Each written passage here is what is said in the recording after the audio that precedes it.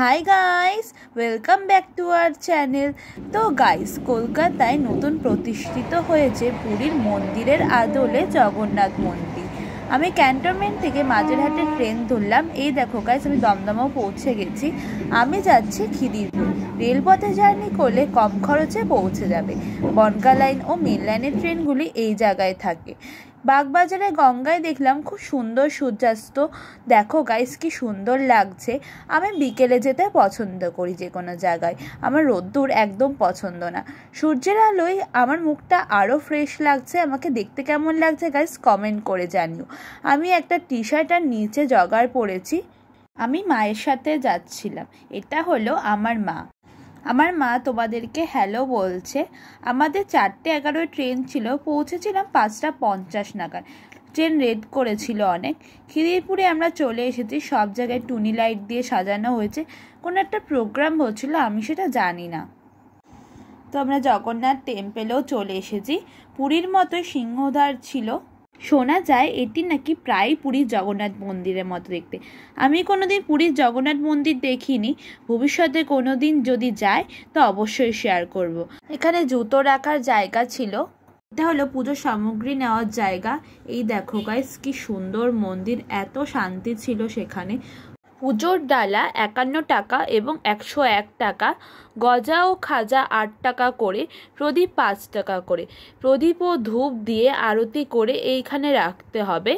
চলো এবার গর্ভগৃহে যাওয়া যাক। সন্ধেবেলা, তাই সন্ধে আরতি হচ্ছিল। আমরা খুব ভালো সময়ে গেছি।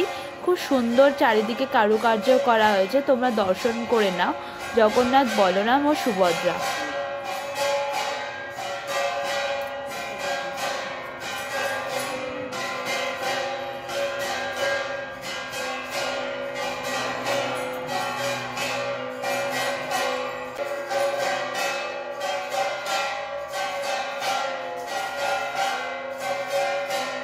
সন্ধেবেলা আরতি আমার খুব সুন্দর লাগে।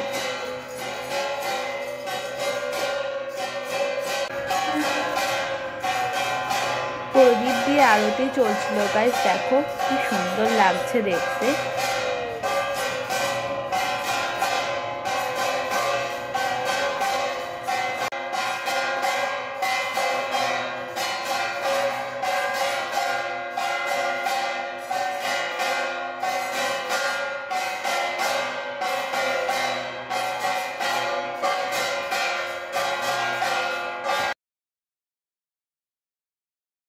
এটি হলো সেই আরতির প্রদীপ। ঠাকুরের গান হচ্ছিল। এখানে পণ্ডিত মশাই খুব ভালো ছিলেন। উপরে নানা ধরনের ছবি আঁকা ছিল। দেখো গাইস, সুন্দর দেখতে লাগছে। তোমাদের যদি তাও অসুবিধা হয় এখানে আসতে, তাহলে রাস্তায় লোকদেরকে জিজ্ঞাসা করলে এই মন্দির কোথায় দেখিয়ে দেবে তোমাদের।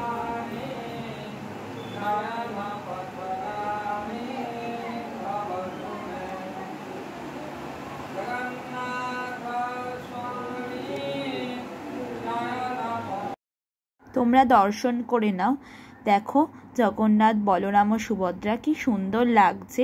চলো এবার তোমাদের তাহলে মন্দির প্রাঙ্গণ ঘুরে দেখায়। প্রথমেই মহাদেব দেখবে। সকালে এখানে ভোগ প্রসাদ খাওয়ানো হয়। আগের দিন ফোন করে আসতে হয়। 11 থেকে 11:30 মধ্যে চলে আসতে হবে।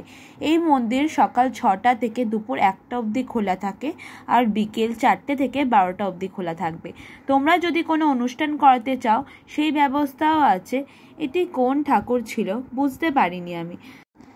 এখানে বাস করেও আসা যায়। তার পাশে আরও একটি জগন্নাথ, বলরাম ও সুভদ্রার মূর্তি আছে। তার পাশে ছিল রথের চাকা। যারা অর্থের অভাবে পুরীর জগন্নাথ মন্দির দর্শন করতে পারেননি, তাহলে কম খরচে খিদিরপুর জগন্নাথ মন্দির দর্শন করতে পারেন। যারা পুরীর মন্দির দর্শন করেছো তারাও একবার এসো এখানে। এই দেখো মন্দিরের এই দিকটাও কি সুন্দর দেখতে লাগছে। এবার চলো পেছন দিকে যাওয়া যাক। ওই দেখো গাইস, আমার মা নমস্কার করতে করতে হাঁটছে। পিছন দিকে আমি ট্রেনও দেখতে পেয়েছিলাম, কিন্তু এটা ফিল্ম করা হয়নি। দেখো গাইস, এখানে কারুকার্যগুলো কত সুন্দর লাগছে দেখতে, কাঠের কালার করা। স্টেশন থেকে মাত্র 6 মিনিটের রাস্তা এটা। পেছন দিকেও খুব সুন্দর মন্দিরটা দেখো গাইস।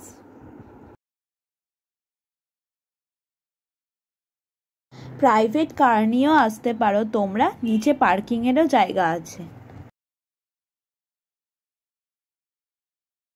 চলো দেখা যাক এটা কোন ঠাকুর। তো আমি তো চিনতে পারছি না এটা কোন ঠাকুর। এখানে অনেক ঠাকুরের মূর্তি ছিল। আমি শুনেছি লক্ষ্মী ঠাকুর, সরস্বতী ঠাকুর, বিমলা ঠাকুর, হনুমানজি, গণেশ ঠাকুর ছিল। তোমরা হয়তো চিনতে পারো। দেখো কোন ঠাকুর।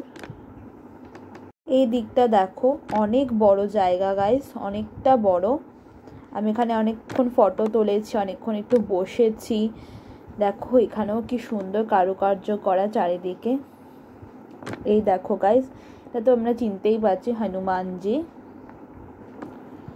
চলো গাইস এবার এইদিকে দেখা যাক কি আছে। তাও আমি গাইস চিনতে পারছি না, আসলে ভালো করে দেখতে পারছি না যে কোন ঠাকুর। এদিকে দেখা যাক। এদিকে তো গণেশ ঠাকুর আছে। এই দেখো গাইস, চলো এবার ওইদিকে দেখা যাক। আর কোনো ঠাকুর নেই এখানে। দেখো এই যে ছোট ছোট চারিদিকে ঠাকুর মূর্তি করা। এখানেও একটা ঠাকুর ছিল প্রবেশ করার সময়। এদিক দিয়ে নামতে হয়, এদিক দিয়ে উঠতে হয়, বা এদিক দিয়ে নামো এদিক দিয়ে ওঠো, যেটা খুশি করা যায়। তো এবার গাইস নিচে নেমে তোমাদের নিচে দেখাই যে কি আছে। গাইস এখানে একটা মূর্তি আছে।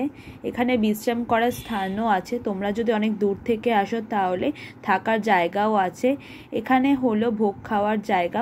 পুজোর সামগ্রী কাউন্টারের পাশে কুপনের কাউন্টারও আছে। এইখানে খেলে 150 টাকা, আর পার্সেল করে নিয়ে যেতে চাইলে 180 টাকা। খাবার জলের ব্যবস্থাও আছে, হাত মুখ ধোয়ারও ব্যবস্থা আছে। আমি এক জায়গায় দেখেছিলাম পোলাও, ভাত, ডাল, পাঁচমিশালি তরকারি, কোপ্তা এরকম খাবারও খাওয়ানো হয়। তার পাশে আরেকটি মন্দির ছিল, শ্রী মহাকালেশ্বর মন্দির। এটিও খুব সুন্দর ছিল। রাধাকৃষ্ণ, মাতারানী, মহাদেব, সীতারাম, গণেশ, হনুমানের মূর্তি ছিল। সন্ধে আরতি চলছিল। আমরা দুটি মন্দিরের প্রসাদ খেয়েছি।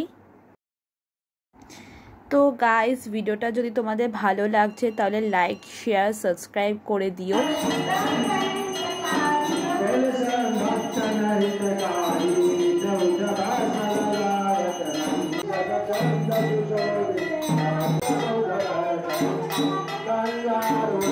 আসার সময় আমি দোসা খেলাম।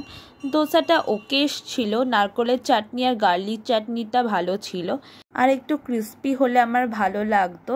আলু মশলাটা ভালো ছিল, আর একটু ফ্লেভার দিলে আমার মনে হয় একটু ভালো হতো। আমি এর থেকে ভালো আরও খেয়েছি অন্য জায়গায়। ভিডিওটা কেমন লাগছে কমেন্ট করে জানিও গাইস। এই দেখো আমরা খিদিরপুর স্টেশনে চলে এসেছি। 7:49 ট্রেন ধরলাম, নৈহাটি লোকাল। গঙ্গা দেখতে দেখতে বাড়ি চলে গেলাম। বেল আইকনটা প্রেস করে দিও গাইস, নতুন ভিডিও আসলে তোমাদের কাছে চলে আসবে। Bye guys, thanks for watching.